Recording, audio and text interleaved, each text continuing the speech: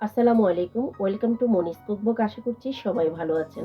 আজকে আমি একটি তারকা ডালের রেসিপি শেয়ার করছি, যেটা মুগ এবং মসুর ডালের মিশ্রণে আমি তৈরি করে নিচ্ছি। আশা করছি আপনাদের ভালো লাগবে। এখানে আমি একটি বোল নিয়ে নিয়েছি। এখন আমি হাফ কাপ মুগ ডাল দিয়ে দিচ্ছি। আর মুগ ডালগুলিকে আমি একটু ভেজে নিয়েছি, যাতে মুগ ডালের কাঁচা স্মেলটা চলে যায়। আপনারা চেষ্টা করবেন মুগ ডালটাকে একটু ভেজে নিতে। আর এখন দিয়ে দিব আমি হাফ কাপ মসুর ডাল।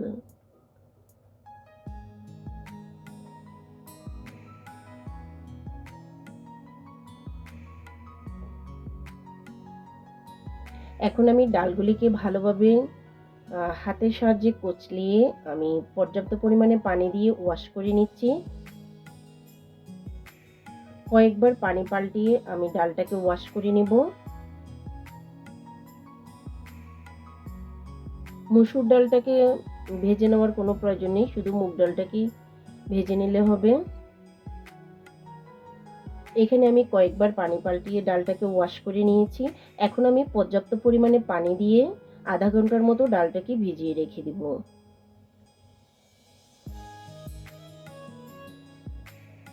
এখন আমি চুলায় একটি হাঁড়ি বসিয়ে দিয়ে 5 টেবিল চামচের মতো আমি তেল দিয়ে দিচ্ছি।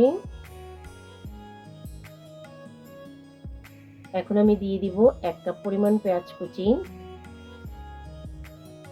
পেঁয়াজটাকে নাড়াচাড়া করে নিয়ে আমি সফট হওয়া পর্যন্ত অপেক্ষা করব।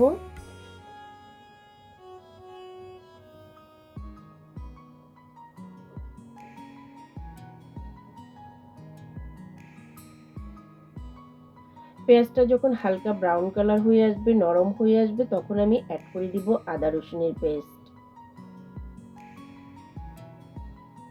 এখানে আমি 1 চা চামচ করে আদা আর রসুনের পেস্ট দিয়ে দিচ্ছি।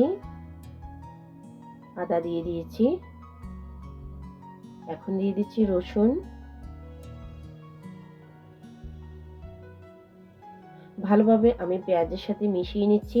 আর আদা রসুনকে আমি কয়েক মিনিট পর্যন্ত একটু কষিয়ে নিব, যাতে কাঁচা স্মেলটা চলে যায়। এখন আমি সামান্য পানি দিয়ে দিচ্ছি গুঁড়া মশলা অ্যাড করার আগে, যাতে গুঁড়া মশলা পুড়ে না যায়। একটু পানি আগে দিয়ে দিলেই ভালো হয়।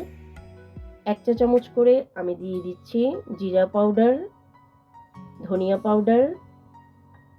এখন দিয়ে দিচ্ছি আমি মরিচ পাউডার। সেই সাথে আমি দিয়ে দিচ্ছি হলুদ পাউডার। এখানে আমি 1 চা চামচ পরিমাণ করে সবগুলি দিয়েছি। মরিচটা আমি পরবর্তীতে আবার তারকার মধ্যেও কিছু ব্যবহার করব। স্বাদ মতো লবণ দিয়ে দিচ্ছি। ভালোভাবে এখন আমি মশলার সাথে গুঁড়া মশলাকে কষিয়ে নিচ্ছি। কষানো হয়ে গেছে কয়েক মিনিট পর, এখন আমি অ্যাড করে দিচ্ছি একটি বড় টমেটো কুচি। টমেটোটাকে আমি মশলার সঙ্গে ভালোভাবে কষিয়ে নিয়ে সফট করে নেব। দেখতে পাচ্ছেন এখানে ভালোভাবে আমি টমেটোকে সফট করে নিয়েছি, আর মশলাটাও ভালোভাবে কষানো হয়ে গেছে।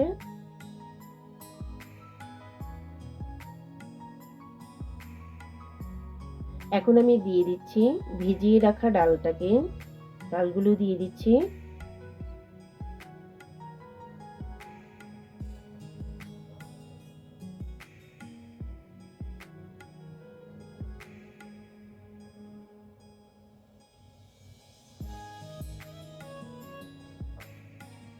ভালোভাবে আমি মশলার সঙ্গে ডালগুলোকে মিশিয়ে নিচ্ছি, এবং কি কয়েক মিনিট পর্যন্ত আমি ডালগুলোকে কষিয়ে নিব।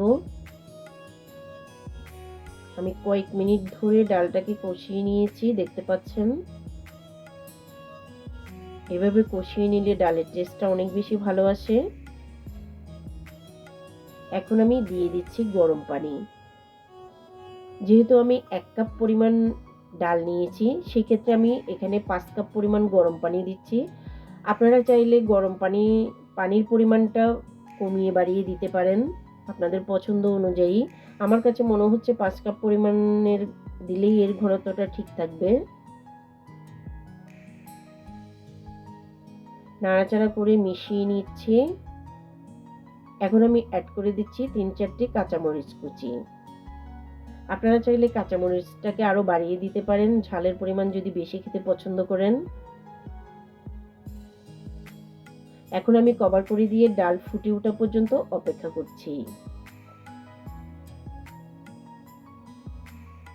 দেখতে পাচ্ছেন 10 to 12 মিনিটস পরে আমি ফিরে এসেছি আর ডালগুলি অনেকখানি ফুটে উঠেছে, এখনো পুরোপুরি সিদ্ধ হয়নি। হাফ চা চামচের মতো আমি গরম মশলা অ্যাড করে দিচ্ছি এখানে।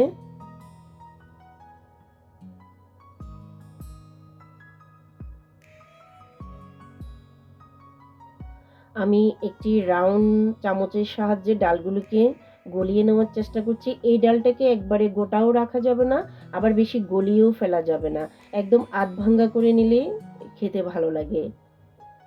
আমি আধ ভাঙ্গা করে নেওয়ারই চেষ্টা করতেছি। আবারও কভার করে দিয়ে আমি আরও কয়েক মিনিট রান্না করে নিচ্ছি।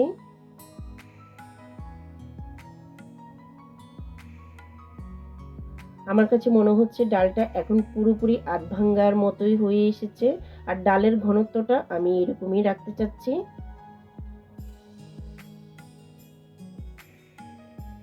এই ডালটা আপনারা রুটি, পরোটা, নান এমনকি সাদা ভাতের সাথেও অনেক বেশি ভালো লাগে। আমার ডালটা তাড়কা দেওয়ার জন্য রেডি হয়ে গেছে, এখন আমি তাড়কা দিতে চলে যাচ্ছি। এখানে আমি একটি পাতিল বসিয়ে দিয়েছি। 3 টেবিল চামচ আমি তেল দিয়ে দিচ্ছি, সেই সাথে আমি 1 টেবিল চামচ ঘি দিয়ে দিচ্ছি। আপনারা চেষ্টা করবেন ডাল বাঘার দেওয়ার সময় একটু ঘি ব্যবহার করতে, তাহলে ডালের টেস্টটা অনেক ভালো আসে।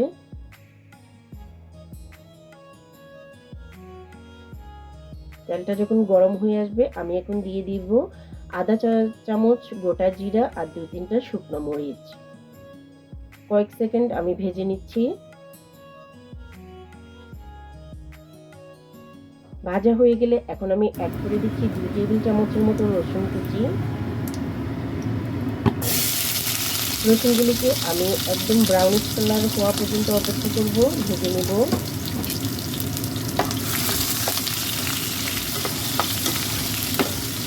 আমি ডেসক্রিপশন বক্সে সব উপকরণগুলি লিখে দিয়েছি, আপনারা চাইলে ওখান থেকেও দেখে নিতে পারেন। দেখুন রসুনটা একদমই ব্রাউন কালার হয়ে এসেছে। এখন আমি অ্যাড করে দিচ্ছি একটু লাল শুকনো মরিচ। মরিচের এই পাউডারটা আমরা যখন তেলের মধ্যে দিব, ডালের কালারটা বাগার দিলে অনেক বেশি সুন্দর আসে কালার।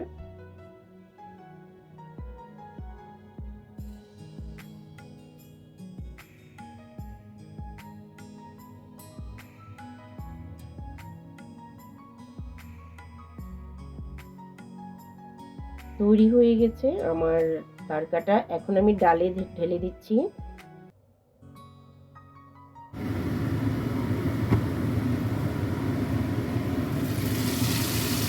খুব সুন্দর একটি গ্রান বেরিয়েছে। আমি একটু নাড়াচাড়া করে দিচ্ছি।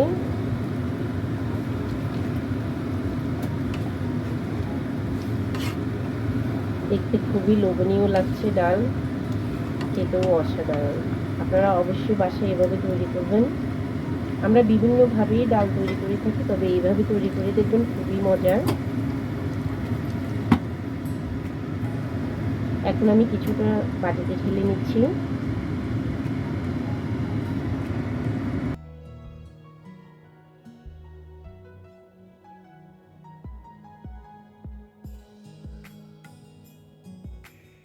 তৈরি হয়ে গেছে আমার মজাদার তাড়কা ডালের রেসিপি। আপনারা অবশ্যই বাসায় ট্রাই করবেন। যদি আমার রেসিপিটি ভালো লেগে থাকে অবশ্যই লাইক, কমেন্ট, শেয়ার করতে ভুলবেন না। আর অবশ্যই আমার চ্যানেলটিকে সাবস্ক্রাইব করে নেবেন আমার পরবর্তী রেসিপি দেখার জন্য। সে পর্যন্ত সবাই ভালো থাকবেন, সুস্থ থাকবেন। আল্লাহ হাফেজ। আসসালামু আলাইকুম।